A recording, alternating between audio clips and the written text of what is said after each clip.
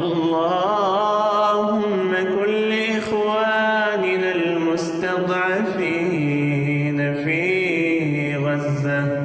اللهم كن لهم عونا ونصيرا ومؤيدا ومثبتا يا رب العالمين. اللهم عليك باليهود الغاصبين المحتلين.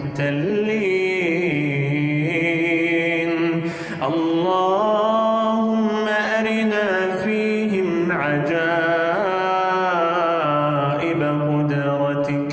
اللهم أرنا فيهم يوما أسودا كيوم فرعون وهامان وقارون.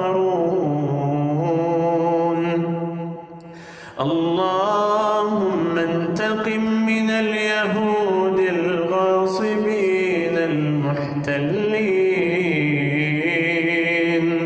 اللهم حرر المسجد الأقصى من يد اليهود الغاصبين، وارزقنا فيه يا ربنا صلاة قبل الممات. اللهم كن لإخواننا المستضعفين